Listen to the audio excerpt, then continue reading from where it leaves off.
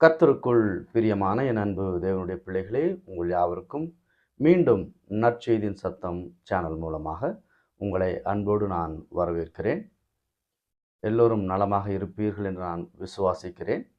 இந்த தவ திரு நாட்களிலே கர்த்தருடைய வார்த்தையை இன்று சில வசனங்களை நாம் பார்ப்போம். இது நம்முடைய விசுவாசத்திற்கும் நம்முடைய தெய்வீக பக்திக்கும் இது ஊக்கமளிப்பதாகவும் எச்சரிக்கையாய் இருக்க வழி செய்யும் என்று நான் நம்புகிறேன். மத்தேயு 7ஆம் அதிகாரம் 21. பரலோகத்தில் இருக்கிற என் பிதாவின் சித்தம் படி செய்கிறவனே பரலோக ராஜ்யத்தில் பிரவேசிப்பானே அல்லாமல் என்னை நோக்கி கர்த்தாவே கர்த்தாவே என்று சொல்லுகிறவன் அதில் பிரவேசிப்பதில்லை. அந்நாளிலே அநேகர் என்னை நோக்கி கர்த்தாவே கர்த்தாவே உமது நாமத்தினாலே தீர்க்க தரிசனம் உரைத்தோம் அல்லவா, உமது நாமத்தினாலே பிசாசுகளை துரத்தினோம் அல்லவா, உமது நாமத்தினாலே அநேக அற்புதங்களை செய்தோம் அல்லவா என்பார்கள். அப்போது நான் ஒரு காலம் உங்களை அறியவில்லை, அக்கிரம செய்கைக்காரரே என்னை விட்டு அகன்று போங்கள் என்று அவர்களுக்கு சொல்லுவேன் என்று சொல்லப்படுகிறது. என் அன்பு தேவனுடைய பிள்ளைகளே, விசுவாசம், நம்பிக்கை இவை கர்த்தரின் பேரில் இருக்க வேண்டும். கர்த்தர் நம்முடைய கிரியைகளினாலே நமக்கும் அவருக்கும் இருக்கிற தொடர்பு நம்முடைய ஒவ்வொரு நாளின் செய்கைகளில், நம்முடைய பேச்சுகளில், நடவடிக்கைகளில் ஒவ்வொன்றிலும் பிரதிபலிக்க வேண்டும். நாம் மனுஷர் பார்க்கிற விதமாக நம்முடைய பக்தி வைராகியம் இருக்குமானால் அது இங்கேயே அதனுடைய பலனை அடைந்து விடுகிறது. பரலோக ராஜ்யத்தில் அதனுடைய பலன் இல்லாமல் போகிறது. நாம் கிறிஸ்துவை ஏற்றுக்கொண்டோம், அவரை சொந்த இரட்சகராக ஏற்றுக்கொண்டு அவரே நம்மை ரட்சித்தார், அவரே நம்மை பரலோக ராஜ்யத்தில் சேர்ப்பதற்கான ரட்சிப்பை கொடுத்திருக்கிறார் என்கிற நம்பிக்கை உண்மையாக நாம் அறிந்தோமானால் நாம் உலக காரியங்களின் பின் ஓடாமல் தேவனையும் தேவனுடைய ராஜ்யத்திற்கும் உரிய கிரியைகளை செய்ய வேண்டிய கட்டாயம் இருக்கிறது. ஏனென்றால் கிறிஸ்து ஒருவரே நமக்கு தலையாக இருக்கிறார், அவர் ஒருவரே நமக்கு முன்னோடியாக இருக்கிறார்.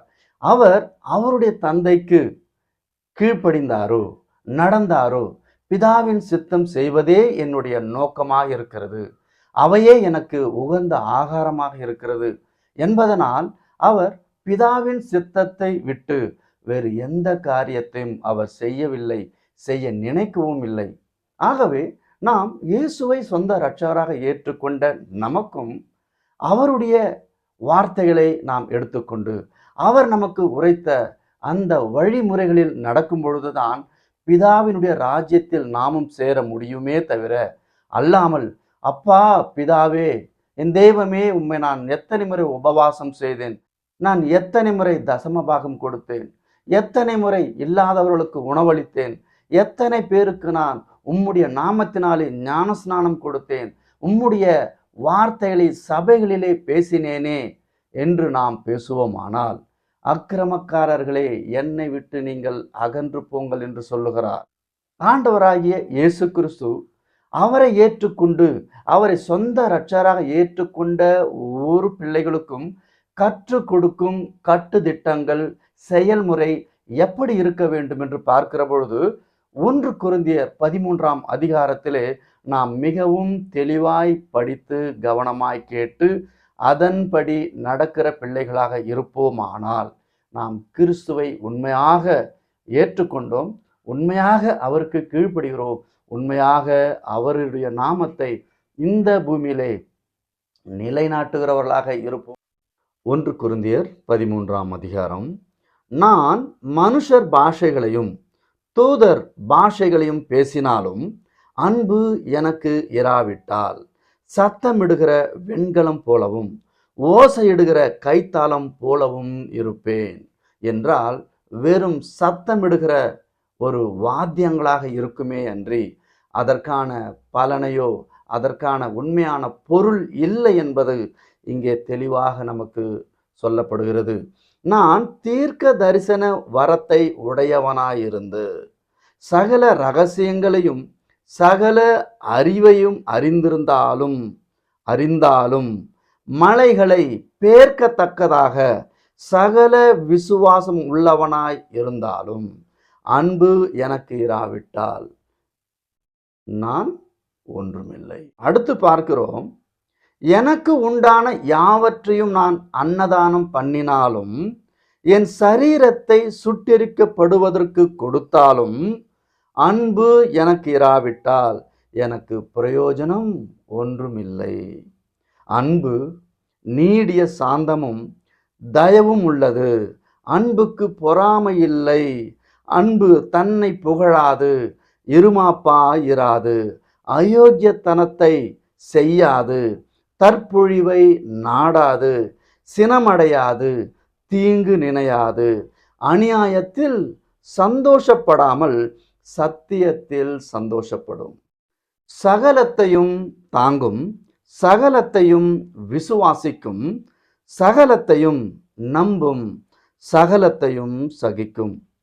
இந்த ஒரு வசனத்தை மட்டும் நம்முடைய சுயநலத்திற்காக எல்லாவற்றையும் யோசனை செய்து நம்முடைய அறிவுத்திறனுக்கு ஏற்ற மாதிரி சிந்தித்து நமக்கு சாதகமாக பேசுகிறது அல்ல.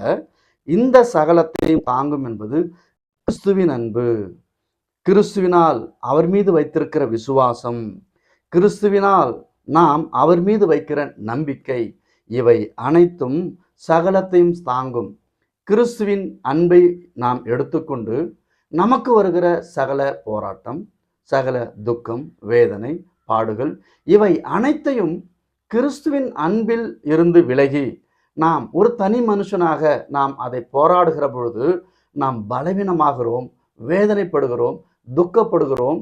நம்முடைய வாழ்க்கை, இந்த மனுஷனுடைய வாழ்க்கை ஏன் என்ற ஒரு கேள்வியோடு நாம் வாழ்ந்து துக்கிக்க வேண்டிய ஒரு அவசியம் இருக்கிறது.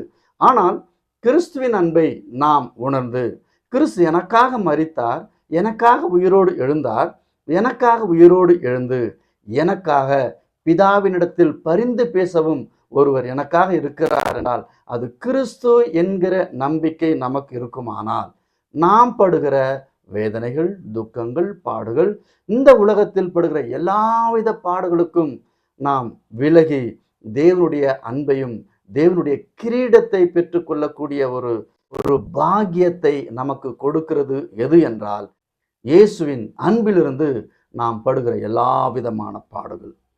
அன்பு ஒரு காலம் அழியாது. உலகத்தார் நினைக்கிற அன்பு காதல் புனிதமானது, காதல் அப்படி அல்ல. அன்பு என்பது கிறிஸ்துவின் அன்பை போல ஒரு அன்பு இந்த உலகத்தில் இல்லை. மனுஷர்கள் வைக்கிற அன்பு சில காலம் இருக்கும், இல்லாமல் போகும், காணாமலே போய்விடும். ஆனால் கிறிஸ்துவின் அன்போ என்றென்றும் சதா காலமும் நம்மோடு இருந்து நம்மை தேற்றி வழிநடத்தி நம்முடைய ஆத்மாவை தேவனுடைய ராஜ்யத்திற்கு ஏற்ற வழியில் நம்மை அழைத்து செல்கிறது. அன்பு ஒரு காலம் அழியாது. தீர்க்க தரிசனங்கள் ஆனாலும் ஒழிந்து போம், அந்நிய பாஷைகள் ஆனாலும் ஓய்ந்து போம், அறிவானாலும் ஒழிந்து போம். நம்முடைய அறிவு குறைவுள்ளது.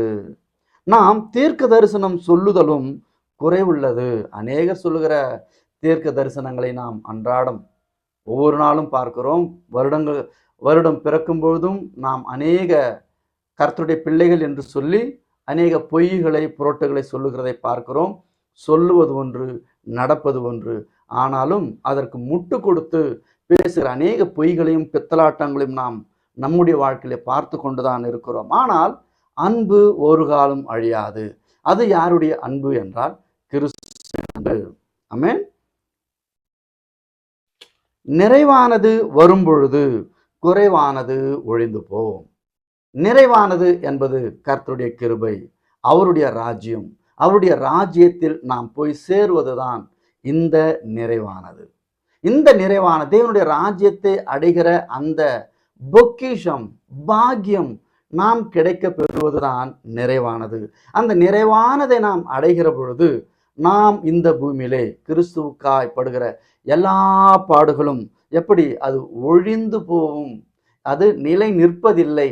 நிலை நிற்பது எது என்றால் கிறிஸ்துவின் பேரில் நாம் வைத்த அன்பு, அவர் மீது வைத்த விசுவாசம், அவர் மீது வைத்த நம்பிக்கை நம்மை ஒருபொழுதும் கைவிடாததாக இருக்கிறது. பிறகு நாம் இப்படியாக பார்க்கிறோம். 1 கொரிந்தியர் 13ஆம் அதிகாரம் 13. விசுவாசம், நம்பிக்கை, அன்பு. விசுவாசம், நம்பிக்கை, அன்பு. இவற்றில் அன்பே பெரியது. ஆமென். ஏனென்றால் அன்பு, கிறிஸ்துவின் மீது நாம் வைக்கிற அன்பு உண்மையானதாய் இருக்குமானால் அவற்றை யாரால் பிரிக்க முடியும்? ஒருவராலும் பிரிக்க முடியாது. இந்த அன்பு, உண்மையான அன்பு இருக்கிற பொழுதுதான் அவர் மீது வைக்கிற அன்பு நிஜமானதாகவும் உண்மையானதாகவும் இருக்கிற பொழுதுதான் அது நாளடைவில் விசுவாசமாகவும் நம்பிக்கையின் அளவு பெருகி தேவனுடைய ராஜ்யத்திற்கென்ற கிரியைகளையே நாம் செய்து தேவனுடைய ராஜ்யத்தை அடைவோம். அப்படி இவை போன்ற அன்பு, விசுவாசம், நம்பிக்கை நம்மில் இல்லாமல், கர்த்தாவே கர்த்தாவே உமது நாமத்தினால் தீர்க்க தரிசனம் உரைத்தோம், உமது நாமத்தினால் பிசாசுகளை துரத்தினோம் அல்லவா, உமது நாமத்தினாலே அநேக அற்புதங்களை செய்தோம் அல்லவா, உம்முடைய நாமத்தினாலே உம்முடைய வார்த்தைகளை எத்தனையோ பேருக்கு சொல்லி அவளை ரட்சிக்கப்பட செய்தோம் அல்லவா என்று சொன்னாலும் ரட்சிப்பு கர்த்தருக்குரியது, ரட்சிக்கப்பட்டது கர்த்தருக்குரியது. என்னால் ரட்சிக்கப்பட்டவர்கள் இவர்கள் என்று ஒரு மனுஷன் சொல்வானானால் அந்த மனுஷன் பொல்லாதவனாயிருக்கிறான், அக்கிரமக்காரனாயிருக்கிறான்.